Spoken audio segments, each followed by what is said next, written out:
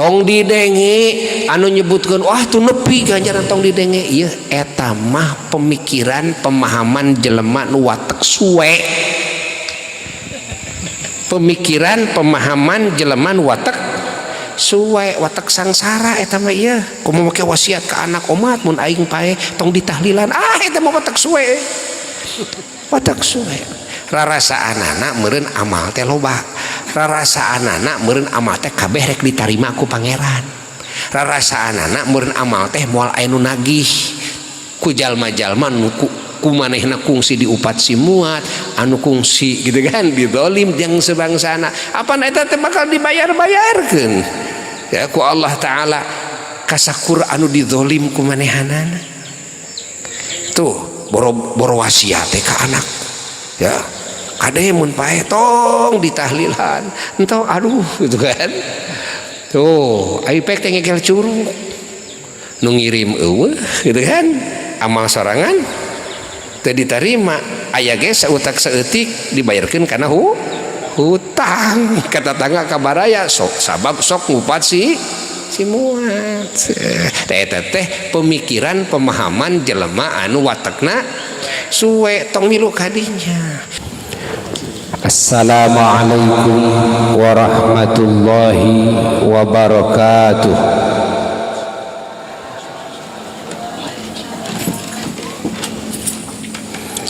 Alhamdulillah wa afdalus salati wa atammut taslimi ala sayyidina wa nabiyyina wa maulana Muhammad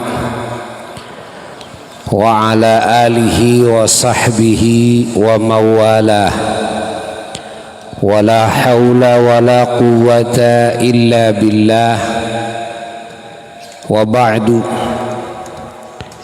Para jamaah anu mulia khususna warga Cibarengkok anu kalintang dihormatina dicintaina wabil khusus para ahli ilmu, para santri, para ahli majelis ta'lim, para ahli masjid, khususna pisan sahibul bait anu janten wasilah urang sadayana tiasa hadir dina majelis ilmu nu mulia ieu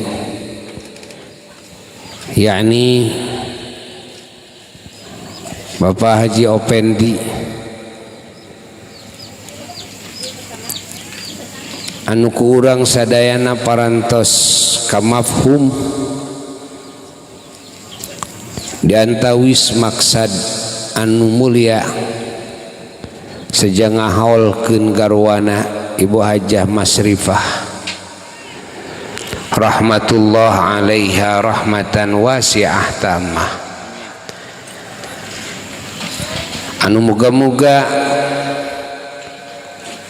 ku ieu acara anu mulia ganjaranana ku Allah didugikeun ka almarhumah.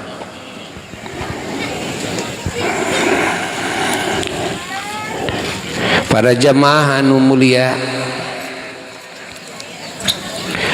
urang sadayana sebagai umat Kangjeng Nabi Muhammad sallallahu alaihi wasallam kedah janten umat anu pangsyukur-syukurna ka Allah karena urang sadayana ku Allah dijantenkeun umat nu pangsae-saena sebatkeun ku Allah dina Quran.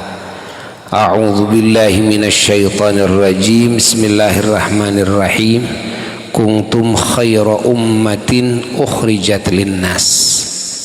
Shadaqallahul aliyyul azim.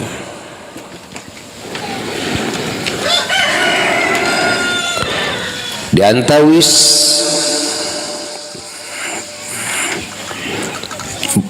makna pangsae-saena umat adalah pangsae-saena Rasul, pangsae-saena Nabi, pangsae-saena pendidik, pangsae-saena pentarbiyah, pangsae-saena pelindung, pangsae-saena penyelamat, pangsae-saena pengasih penyayang, pangsae-saena pemerhati, pangsae-saena pendoa, pangsae-saena penerang hati, akal fikiran,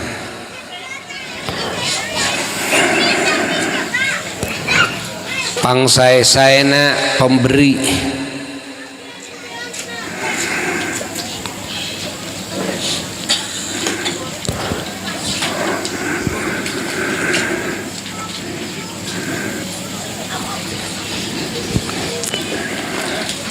ieu makna pangsae-saena. Lajeng pangsae-saena nu kaduana pangsae-saena kitab suci, pangsae-saena sunnah, sunnah nabina, sunnah rasulna,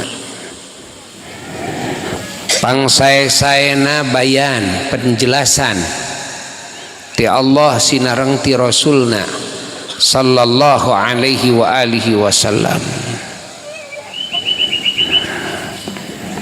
Masya Allah. Pangsae-saena syariat, pangsae-saena thariqah,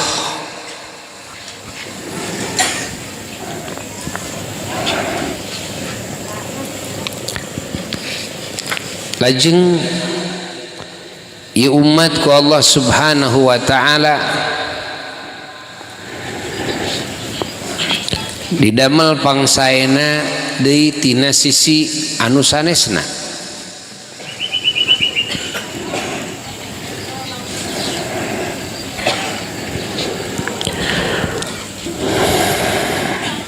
Bahwa di antawis makna pangsae-saena umat adalah di umat junjunan alam Rasulullah sallallahu alaihi wasallam aya rasul,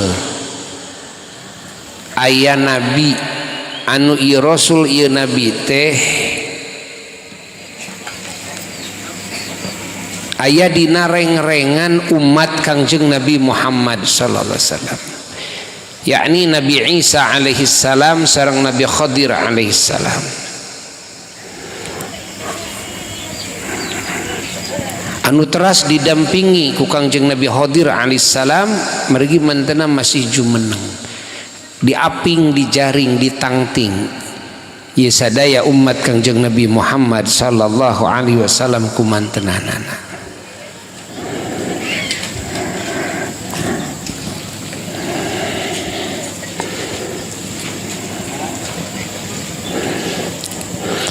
Sehingga umat ieu terjaga. Oge umat ieu kagungan masa kejayaan agamana dua kali. Hiji masa kejayaanana di awal, dua masa kejayaanana di akhir. Yani engke sabada muncul Imam Muhammad bin Abdullah Al-Mahdi radhiyallahu taala anhu, nu disebat Imam Mahdi. Oge engke tatkala lungsur Nabi Isa alaihi salatu wassalam, maka ebreh kejayaan Islam.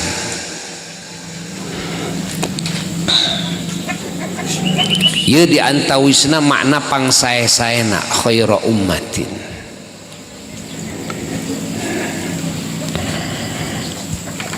Oge makna khairu ummatin pangsae-saena bahwa di kalangan umat Kangjeng Nabi Muhammad sallallahu alaihi wasallam kalintang seueur pisan para walina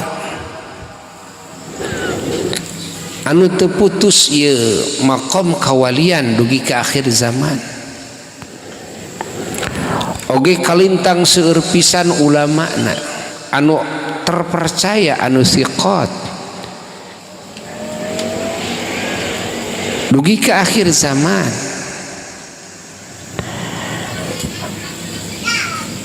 oge kalintang seueur pisan para syuhadana anu siap ngorbankeun harta banda nepi ka jiwa raga dina melaan agama Allah nepi ka akhir zaman. Ulah ku Nabi diuningakeun tentang para mujahidin di Palestina dina hadis Nabi. Masya Allah, anu moal putus ya. Malah dina sapalih riwayat Nabi nguningakeun bahwa nu melaan agama ieu anu terisi ku apapun, teringrang ku naon bae, teu bisa dihalangan ku berbagai rintangan, bakal tuluy melaan agama Allah nepi ka hatta ya'tiya amrullah. Itu didungkeun ku Nabi. Oge kalintang seueur pisan para solihina jalmin nu solehna di ieu umat.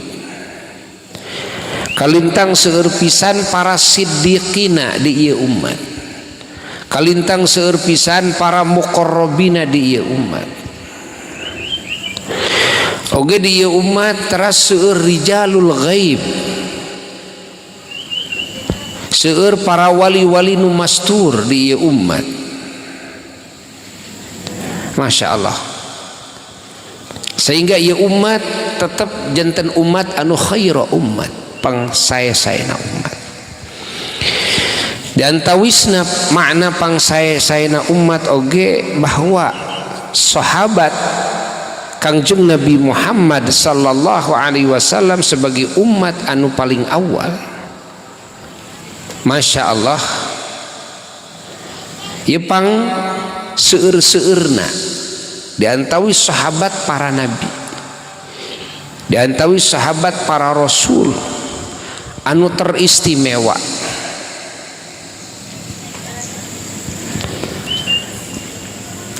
Anu diantawi ieu para sahabat aya nu didhawuhkeun ku Rasulullah sallallahu alaihi wasallam anu pantes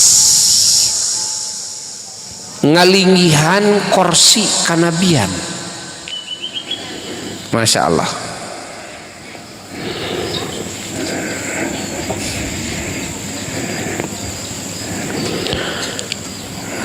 Anu sadayana ieu para sahabat Nabi teu aya nu pecong, sadayana pada adil, sadayana mangrupikeun bentang-bentang pituduh di langit anu nunjukkeun arah, yakni arah ka Allah, arah ka surga, arah kana kasalamatan, kebahagiaan, kemuliaan, keuntungan nu hakiki nu abadi. Ashabi kan nujum, dawuh Nabi, sahabat kami laksana bentang-bentang. Bi ayyihi muqtadaitum ihtadaitum. Ka sahabat kami nu mana bae arajeun kabeh ngikuti, maka pasti arajeun kabeh menang pituduh.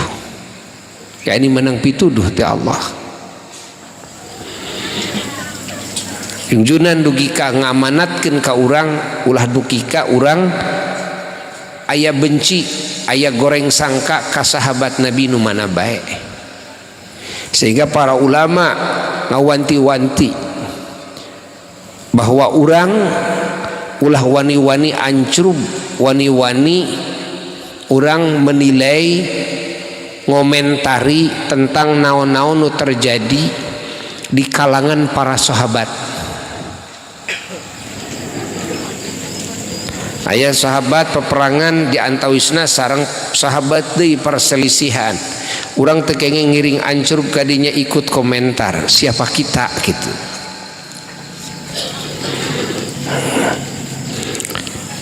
Sebab para sahabat mah mujtahid sadayana, ijtihad sadayana. Mun dina aya nu lepatna oge tetep kenging ganjaran sahabatna. Beda jeung urang nu pipiliun ngomentari, urang mah teu ngomentari ge geus cukup doraka teh. Bodoh teh geus cukup, kok derek-dek teh milu ngomentari, pan leuwih belegu. ya. Bari teu nyaho hulu teu nyaho buntut. Tah kula mah didauhkeun wa ma jara bainas sahabi naskutu. Naon terjadi di kalangan para sahabat urang wajib jempe. Allah junjunan dugi ke ngawanti-wanti ka urang Allah fi ashabi sing sieun ku Allah kabeh sing sieun aranjeun kabeh ku Allah ya di sahabat-sahabat kami dawuhan Nabi man sabba ashabi sahajal manu nyaci ka sahabat kami la yaqbalullahu minhu sarfan wala adla Allah moal narima sakabeh amal solehna amal ibadahna nu pardu moal diterima nu sunat ke moal diterima Allah. Hati-hati orang, hati-hati. La ilaha illallah. Oke, di samping para sahabat di umat Kangjeng Nabi Muhammad sallallahu alaihi wasallam aya periode para tabi'in sareng para tabi'in anu ku Allah disaksi periode sahabat, periode tabi'in melalui kesaksian Rasulna da ujung-junan khairul qurun qarni summal ladzina yalunahum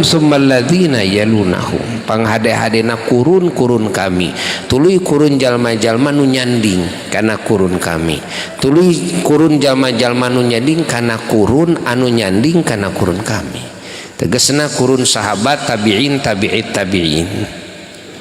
ieu kenging pujian ieu pujian ti Allah pujian ti Rasulullah sallallahu alaihi wasallam kenging jaminan.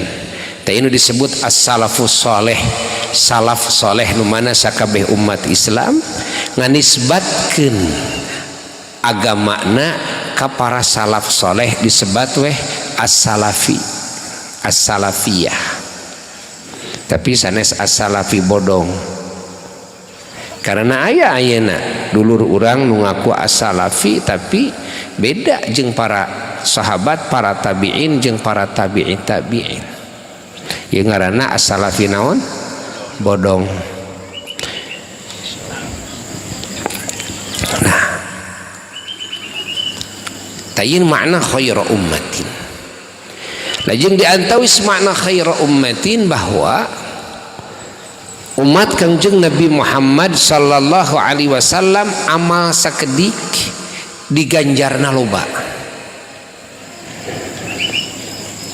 sehingga najan umur umat Nabi Muhammad sallallahu alaihi wasallam pondok didawuhkeun ku junjunan mabaina sittin wa sab'in antara 60-70 tahun dina galib-galibna tapi gitu kan ganjaranana ngelehkeun ganjaran ku Allah dipaparinkeun ka umat para rasul nu baheula nu umurna ratusan tahun anu ibadahna getol kitu Gusti ngerasakeunana. Da Gusti atuh nu ngaganjarna oge nya kumaha nu maparinan ganjaran we Allah. Coba urang memeh ngalengkahkeun suku ka dieu encan ngaji dawuh Nabi ghufira lahu qabla an yakhtua geus di hampura dosana memeh ngalengkahkeun sukuna tina lawang panto Allah. Setiap lengkahna urang dijieun kota di surga. Coba urang hadir dina majelis ilmu teu nuliskeun sahuruf-huruf acan teu nyekel pulpen dibere ganjaran nu leuwih hade tibatan ganjaran ngamerdekakeun 1000 hamba sahaya anu hamba sahayana oge lain ecek-ecek tapi hamba sahayana ge nu mustahil ayana. Kumaha pangna mustahil? Sabab ku junjunan didawuhkeun min waladi Ismail ti turunan Nabi Ismail alaihissalam. Ari turunan Nabi Ismail teh adalah nasab nupang hade-hadena di alam dunia. Ari turunan Nabi Ismail teh adalah di antawisna Kangjeng Nabi Muhammad sallallahu alaihi wasallam nyaeta makhluk anu pang agung-agungna di alam semesta hartina mun dikira-kirakeun Allah nyiptakeun 1000 persis seperti Nabi urang dina pangkatna sadayana turunan Nabi Ismail alaihissalam lajeng eta nu 1000 janten hamba sahaya lajeng ku urang dimerdekakeun cuma-cuma tetep masih keneh gede keneh ganjaran hadir dina majelis ilmu sasaat bari teu nyekel pulpen teu nuliskeun sahuruf-huruf acan. Allah kitu tah ka ngaji apeng mata mun aya pangajian ulah mung ge kudu maksakeun maneh ripuh tuluh kajenting ceuk paribasana sagolerna we sagolerna dina pangajian eda sagolerna dina pangajian mah nikmat pek tanyakeun ka diri urang sok lamun ngaji sok kapeung-kapeung nunutan tara sok kapeung nurutan tara sok kapeung-kapeung les we sare ya nikmat henteu tah kitu luar biasa nikmatna oge tah nikmatna nunutan nikmatna sare di pengajian moal mungkin karasa nikmatna carecepna ku jelema anu cadu ngaji moal datara ngajina oge gitu kan. Aduh nikmat balik ngalih di pengajian teh ngacai jeung ngacai we. Masya Allah mas lengut mas les gitu kan. Asal ulah diniatan rek sare we. Ari dina pengajian tunu dikersakeun ku Gusti geus ditahan geus dicikopian ya. Ha ngaleh-leh wae nyangakeun sadaya-daya inilah saya gitu kan ya tak iya abdi gitu kene diganjar tuh tah nu jago mah nu kitu nu jago mah aya pengajian ini ke pengajian mesing jauh ge ya teu boga mobil teu boga motor eueuh angkot lempang boga suku dewek mah ka gunung ge dewek mah sok bolak-balik gitu kan tah kitu tah nu jago tos beres urang macul tos beres urang ngored gitu kan ripuh tah nu jago mah kidi ka pengajian tuh geus sagolerna we gitu tah ditu dina pengajian gitu. Eta nu jago mata, jago tak bener. Ya. Allah. Pribados manungan pun bapak, manungan guru, nu ngasuh pribados. Ya, masya Allah. Hese ningal kulemna teh hese. Pinu barang jeung peuting teh. Ku ngaji. Hanteme ngobrol teh ilmu we ngobrol teh nasihat we masya Allah beres urusan santri urusan tamu beres urusan tamu ngaos Quran tuh ngaos dalail wiridah nyepeng tasbih nu disebut kulemna teh nunutan eta dina waktos wiridan beres berjamaah salat maghrib sareng subuh atau sareng pun bapak ya eta nunutanana urang teh cangkeu nunutanana ke wiridan maghrib biasana panjang jeung wiridan subuh beda jeung wiridan lohor asar isya ripuh urang mah ya ieu manungan nunutan ya ngan aneh kumaha anehna salam bilami nunutan tos kitu teh anjeunna neraskeun beres wirid ya padahal nunutan teh wah mulan malen tapi da teu diliwatan wiridan teh beres nepi ka dzikir nepi ka doa geus beres doa teh jung ngadeg salat ba'diyah maghrib tulis salat unsi geus salat unsi derek-derek teh salat awabin 20 rakaat antara maghrib jeung isya tak eta teh geus beres awabin 20 rakaat teh teu kaisaan kitu tah saumur hirup boya nuturkeun pun bapak eta ku teu kaisaan padahal nunutan lagi mulan malen kan Masya Allah. Tos subuh sami nunutan teh mami tah tos subuh mah ya langkungna tos kitu tes nunutan teh dina wiridan ba'da subuh nulami. Teraskeun beres dugi ka amin geus amin teh derweh kana khotaman thariqah qadiriyah Naqsabandiyah plang da eta pan sakitu lamina khotaman teh nepi ka anggeus ya setengah genep teh geus beres ya beres geus beres Allah anjeunna mah teras kana isyraq teras kana isyraq tara cengkat tina sajadah lamun can bijil panon poe saapal beribados salat isyraq buruso teh nini nu diajar maca Quran 150 urang nini anu macaana ge balelol anu ngejah anu nini atuh 150 eta ku kaladangan kabeh saurang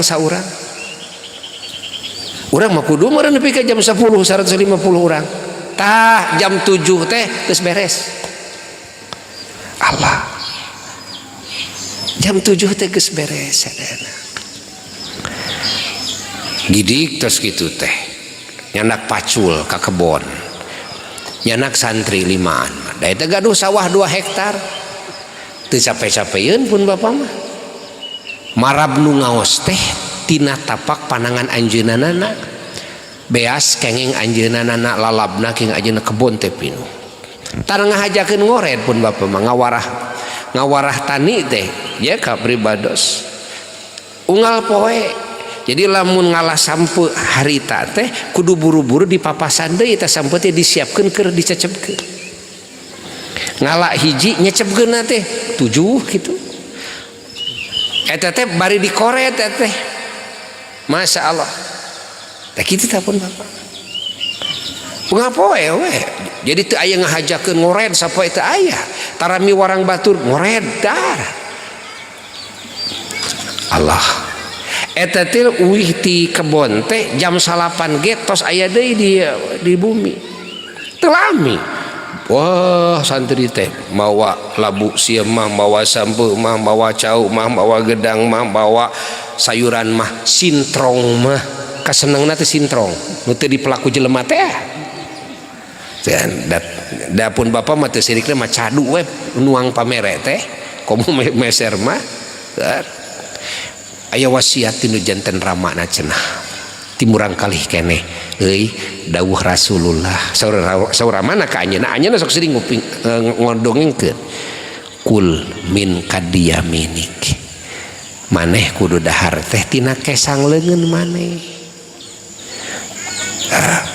tapi eta teh kaputra teh nepi ka kiwari teu metu teh nya diajar tani matani eta ge papelakan ngan teu kuleungeun sorangan pun bapa mah ku nyalira macul teh daliren macul teh pun bapa mah kemis teu damang kemis berikutna pupus bari yuswa di atas 100 tahun Allah eta mah aya ajengan murid pun bapa jenenganna karsa ajengan ahid anjeunna ngajar syariah, ngajar hadis di sanawiyah, di aliyah teu tebih ti bumina teh sabada wafat pun bapak nya khotaman thariqah qadiriyah Naqsabandiyah diteraskeun ku anjeunana ngadongeng begitu anjeunana neraskeun bari tos subuh dur cong teh wiridan subuh nage nu pondok teh dur we bari didegdegeun teh tah wiridan thariqah qadiriyah teu make nunutan kaberangan ka sakola teh terus unggal poe kaberangan atuh beres teh jam 7 we beres teh hati subuh teh gitu kan pun bapak mah eta teh nunutanana bulan malen cakeul menurut sareng pun bapak cangkeul ngan sok ngadongengkeun anjeunna ari walimah saur anjeunna para walimah si waktu teh siga karet euy cenah bisa dibenyeng si waktu teh bisa dibenyeng jadi mahi keur sagala cenah kitu kan ku waktu saeutik teh Allah naon deui cina di antawisna ieu umat nabi akhir zaman disebatkeun khairu ummatin umat nu panghade-hadena di antawisna cenah ieu umat teh loba anu salamet loba anu beunghar ku ganjaran lain amal manehanana loba anu dihampura dosana lain ku tobat manehanana naon cenah kiriman ti dulurna muslimin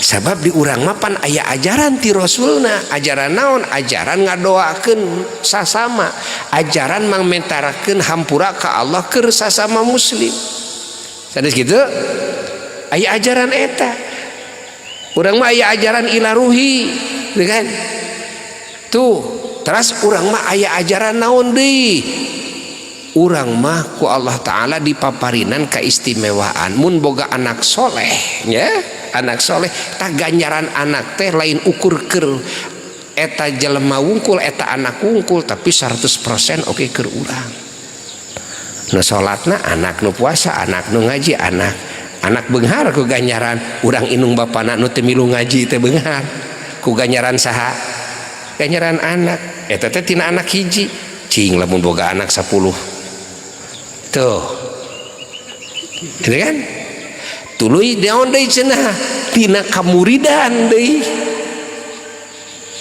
mun urang ngawurukan ka seseorang dengan ilmu agama tuluy ku manehna diamalkeun ta manehna nu amal teh murid urang teh 100% keur manehanana 100% keur urang atuh urang teh beuki beunghar mun manehanana boga murid deui ayeuna 10 we muridna teh tah ti muridna oge urang meunang deui jadi sistemna teh multi level marketing cek basa kiwari mah kan tuh jadi bala leunghar tina naon deui cenah tina jariah tina wakaf jalan wakaf sumur aya wakaf kalapa gitu kan aya wakaf pesantren wakaf masjid wakaf penerangan gitu eta nu ngagunakeun wakaf najan sato hewan jadi ganjaran kan wakafna urang ngawakafkeun jalan teu loba kurang teh wakafkeun teh ukur 50 cm kali itu kan mana 10 meter anu ngaliwat teh jelema wungkul lain anjing ge ngaliwat sakur nu make jalan wakaf urang jadi ganjaran keur urang beunghar tah ceuk pun bapa teh mah euy sila ipis mun boga anak saroleh lamun rajin papatah ka batur kana kahadean kana bener lamun rajin jariah wakaf euy dikubur teh sila ipis cenah kitu sila ipis wah jul-jul pangiriman ti ditu ti dieu masya Allah tah kitu dina ajaran Islam aya eta aya ajaran ngabadalkeun haji aya ajaran badal saum aya ajaran badal salat pan kitu dina ajaran Islam mun inung urang aya salat nu teu kungsi teu dilakonan salatan we ku urang atas nama almarhumah gitu kan mun indung bapak urang aya puasa Ramadan nu teu kungsi dilakonan kaburu pupus puasa we ku urang atas nama almarhum gitu kan tuh jadi sarua jeung puasa di dituna teh sarua jeung geus salat padahal mah teu salat teh waktu di dunya teh aya eta urang mah aya eta teu kungsi munga haji dibadalkeun hajina kudu jadi anakna atawa kudu sejen ge kalau yang izin nu jadi kulawargana gitu kan maka ieu almarhum sarua jeung geus munga haji almarhum teh termasuk masya Allah ya ku ila arwahi ila arwahi arwah ila arwahi ila arwahi tah seperti ayeuna kieu. Aya acara haul urang mah gitu kan, aya acara tahlilan ganjaran Fatihah kirimkeun ka almarhum atuh gitu di kuburna teh. Wah kanikmatan tina ganjaran Fatihah na batur, tina ganjaran tahlil na batur, zikir na batur, maca Quran na batur, sedekah na batur, nepi kaja ka kubur teh nepi. Masya Allah. Matak cenah umat Nabi akhir zaman najan ponok umurna najan kararedul ibadahna engke teh cenah bakal bruh breh jadi umat nu balaleunghar ku ganjaran lain amal manehna cenah dihampura dosana lain tobat manehna dipangmentakeun hampura ku dulurna muslimin kitu. Malah cenah dina dawuhan Nabi mah pan disebatkeun ku Nabi mah teu kan teu liren mangmentakeun hampura ka Allah keur umatna di mana nyakseni kalakuan umatna goreng. Dipangmentakeun hampurana ge kusaha? Ku Nabi. Tuh. Piraku teu dihampura ku Allah. Jadi nurek disiksa jadi teu tulus. Nuker disiksa jadi eureun tina siksaanana. Tuh anu teu boga amal soleh aya kiriman di kiriman teh ti kulawarga, kiriman teh ti anak, kiriman teh ti murid, aya kiriman teh tina ladang eta tehna wakaf teh tadi, aya kiriman teh ti dulur muslimin nu ila arwahi ila arwahi ila arwahi tak kitu.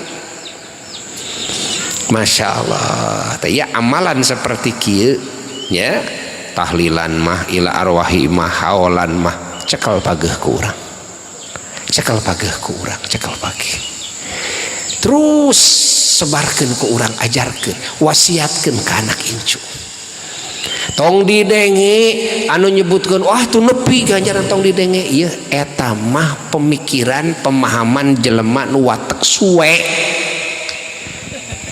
Pemikiran pemahaman jelema nu watek suwe, watek sangsara eta mah ieu. Kumaha make wasiat ka anak umat mun aing pae tong ditahlilan eta mah watek suwe. Watek suwe. Rarasaanana meureun amal teh loba. Rarasaanana meureun amal teh kabeh rek ditarima ku pangeran.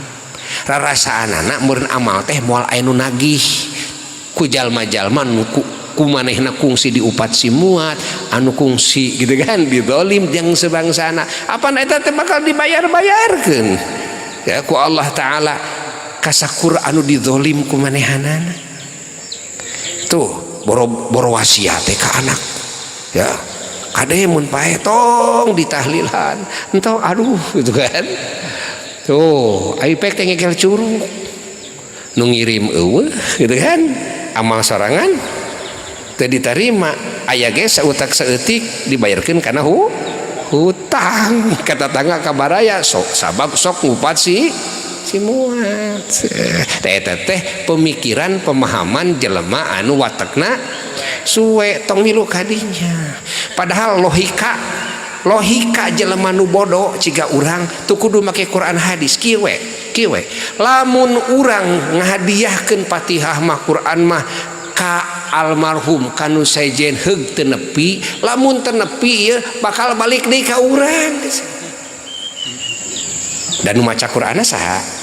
Nu maca salawatna, nu zikirna amal saha? Jadi ganjaranana keur saha? Mun ku urang dihadikeun ke ditu nepi balik deui ka saha? Pek ayeuna urang lamun transfer garapek transfer tir nomor rekening urang ari pek teh itu teh da eueuh nomorna teh balik deui ka urang, balik deui ka urang.